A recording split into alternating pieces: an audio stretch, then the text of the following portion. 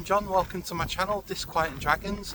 In today's video I'm going to be talking about whether I've potentially got a new favourite author.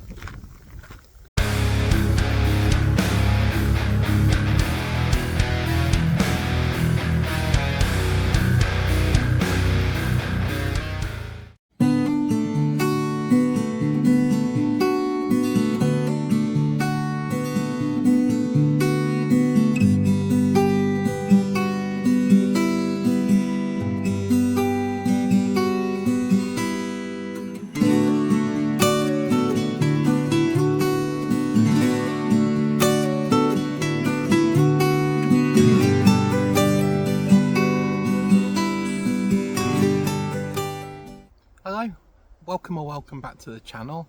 I hope you're doing well. As you can probably see behind me, it's a beautiful day here in Staffordshire today, and I thought I'd talk about a potential new favourite author.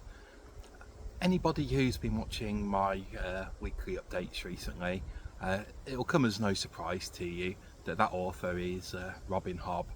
I've just finished reading the Farseer trilogy, which is Assassin's Apprentice, Royal Assassin and Assassin's Quest, and I was absolutely captivated by each and every book in the series. I think they only got better as they went along. The thing I'm astounded by is some people say that is, out of all of her novels, is the weakest trilogy, and I honestly can't imagine how it gets better than what I've already read. Just such wonderful characters and world building, just some of the character arcs and little seeds that are sown earlier on in the books and they come to fruition later on in the series. It's astounding, truly astounding. So I thought I'll start off with how I came to read and how I enjoyed these books. I think it was about February I read Assassin's Apprentice. I saw it quite cheap on Amazon, and I'd recently been into a charity shop and I'd got some of the other books in the various trilogies quite cheap, so I thought, I'll get the first one, I'll start from there and read it. It was quite slow paced. I did struggle to get into it first, but then after about 100 pages everything just clicked.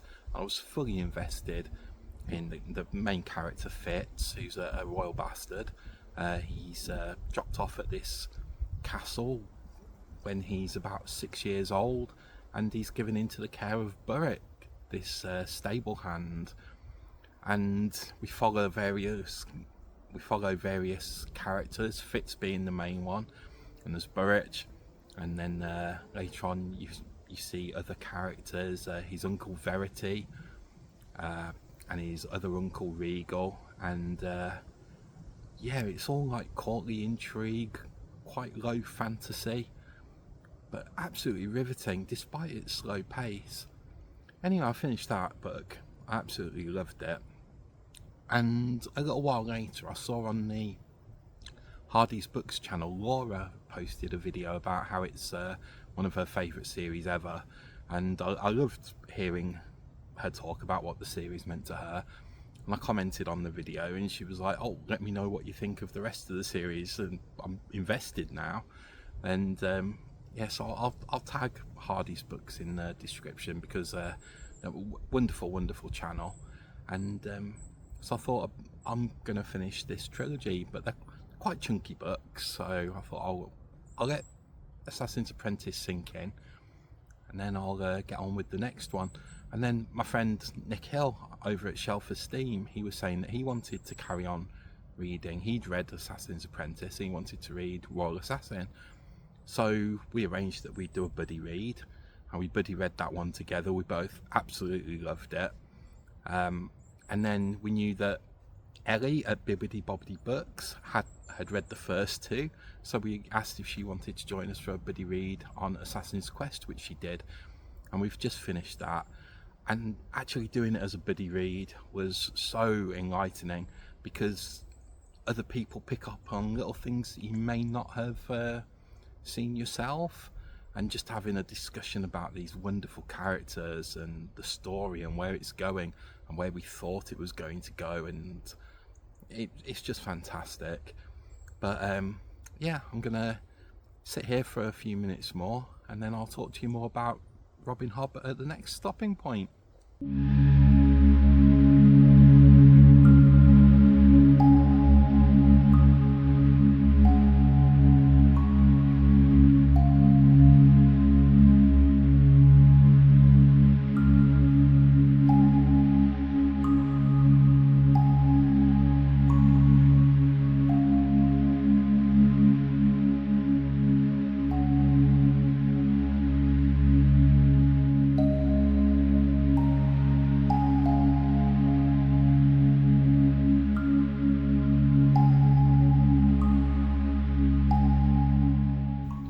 So the thing that I enjoy the most about Robin Hobb's writing so far, I think it's got to be the way that she writes her characters. Her character work it really is second to none.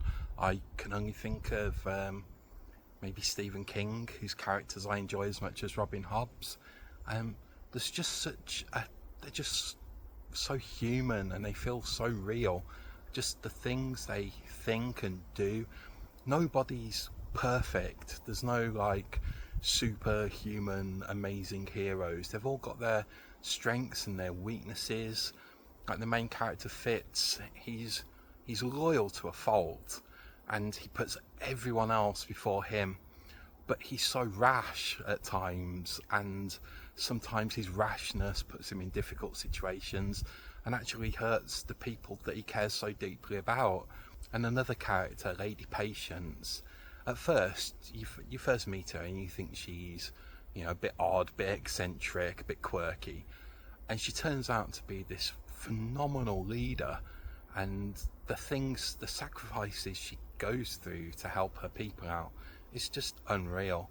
And there's a real ebb and flow to the characters as well. One of the main characters, the Fool, at first I didn't really care for them that much because they were quite elusive and they spoke in riddles all the time, and you felt how Fitz felt. He was like quite annoyed by the riddles, and you're also a bit annoyed. You're like, oh, why can't the Fool just speak clearly? But as the books go by, this character who I didn't really care about became one of my absolute favourites. And another thing Robin Hobb does so well is she writes animals in such a unique way. She gives them real character. Probably my favourite character in the whole trilogy is a wolf named Night Eyes. There's a magic system in this trilogy called the Wit, and it allows Fitz, our main character, to talk to animals or actually bond with one animal, which becomes his wit bond, and he bonds with a wolf named Night Eyes. And Night Eyes, he's written in such a way that it's not just written as a furry human, if that makes any sense. He's written in a way that you can think, yeah, this truly is a wolf that can talk. And Night Eyes, he's just brilliant. But most of the characters that you're meant to like, you do. But yeah, the ebb and flow. Sometimes a character will be amazing when you first meet them, and they might do something that you really dislike, and they might become not quite a favourite anymore. But that happens with most of the characters. Even Fitz, the main character, sometimes he does things and you're like, oh, what are you doing? But I think that's the beauty of the books, that even when these characters do something like that, you're so invested in them that you genuinely feel for them. And that's just because Robin Hobb's prose is just unreal. It's absolutely unreal.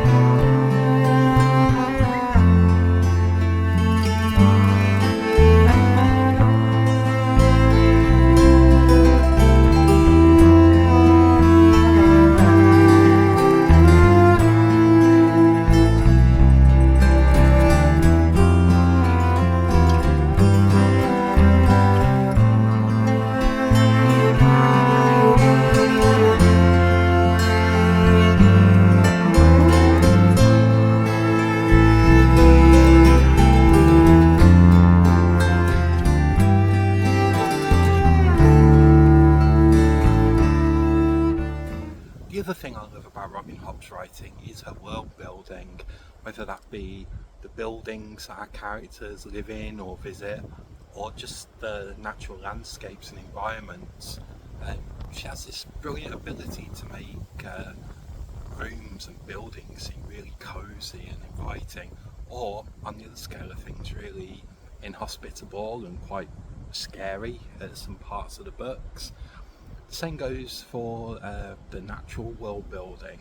Like when she describes the main place that the first book takes place in book, it just sounds beautiful, like these rugged landscapes, and she uses these landscapes to create real tension at times for the characters.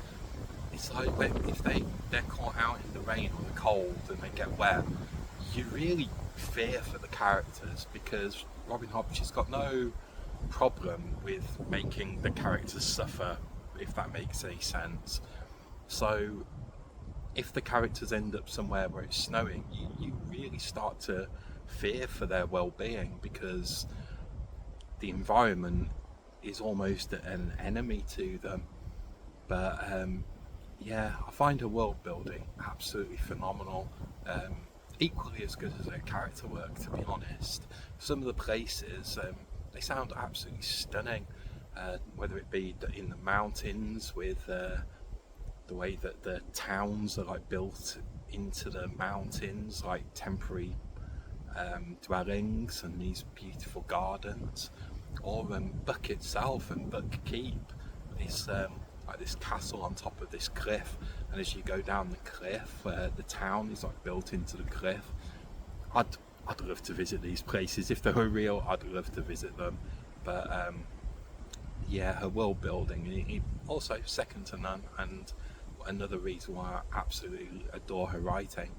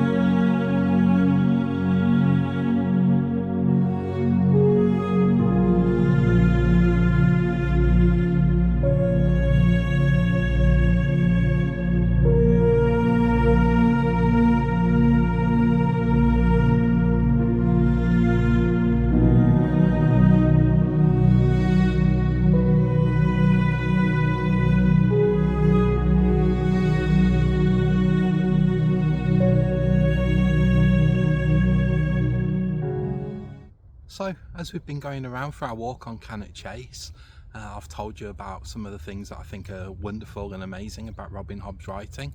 So the question is she my new favourite author? And to that I'd say yes and no. I think my favourite author is still James Herbert. I've been reading him since I was about 16 years old, 16, 17, something like that. And James Herbert is closely followed by Stephen King, who I do actually think style-wise is quite similar to Robin Hobb. I know the things they write about are completely different, but their world building is meticulous, and their character building is just so realistic and brilliant. So no, Robin Hobb isn't my favourite author, but I would say she's my new favourite fantasy author.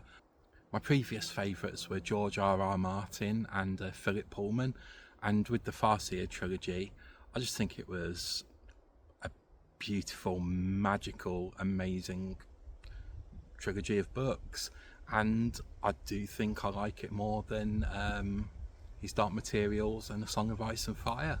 So it wouldn't surprise me if in time Robin Hobb does become my favourite author out of everybody, but at the moment I think she's top 3.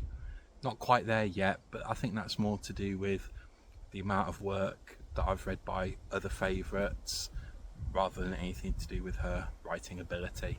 So I'm really looking forward to reading Robin Hobb's other Realm of the Elderling books, and yeah, hopefully I enjoy them all as much as I've enjoyed the Farseer trilogy.